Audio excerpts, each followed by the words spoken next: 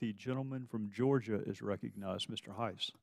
Thank you, Mr. Chairman. If I may, let me also just say thank you for your service to our country and your powerful voice in this and other committees on which you've served.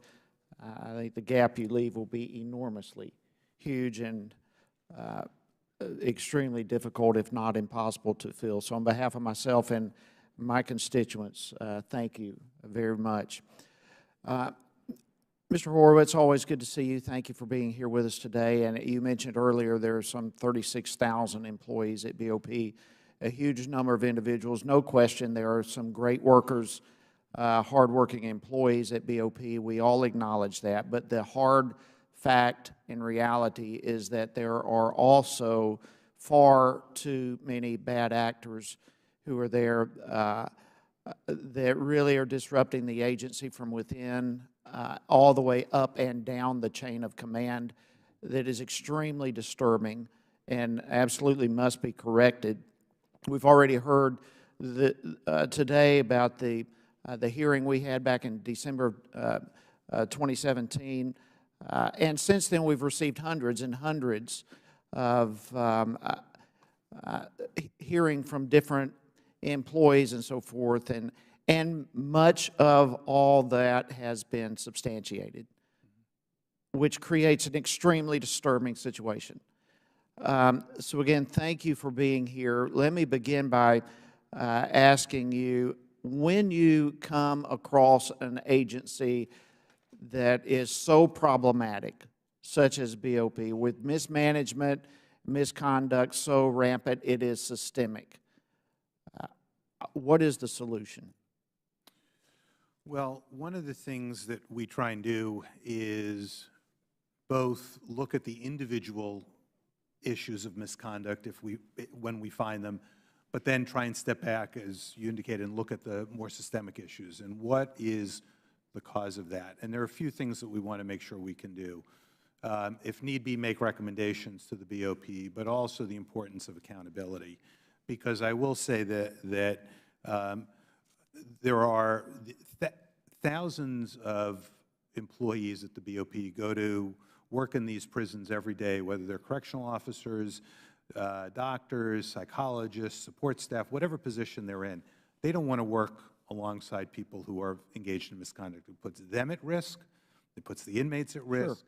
Makes an unsafe facility. So I think it's very important for the BOP, through its adjudication process, to hold people accountable when we find that, or they've found they engage in misconduct, and then make the systemic reforms that are needed to fix broader problems. Well, and I agree, but that's the whole problem, is accountability. I mean, we already, for example, we already have laws against retaliation against whistleblowers, right, and yet we know what's going on. So where's the accountability? Where is there? We can say there is accountability. We want accountability, but when we already have rules and laws in place and they are being ignored, swept under the rug, then there is no accountability. So is there something Congress needs to do more, or what consequences are in place for those who don't protect whistleblowers? Well, I think there's two ways that Congress has created accountability. One is through creating independent inspectors general that do oversight, as we do. Congress holding hearings like this and others, like last December, to raise these issues. And then, finally ensuring that BOP management at the department are following through on the steps that they need to take to address these issues. I will say that from our standpoint, as an IG, we've seen considerable progress over the years with BOP, its management, in taking actions and addressing issues as we found them. Obviously, our goal is to prevent the issues rather than have to detect and refer them. I know that's, I'm sure, management's view as well at the department and the BOP, but that's very important. So let me transition with that, Mr. Horowitz.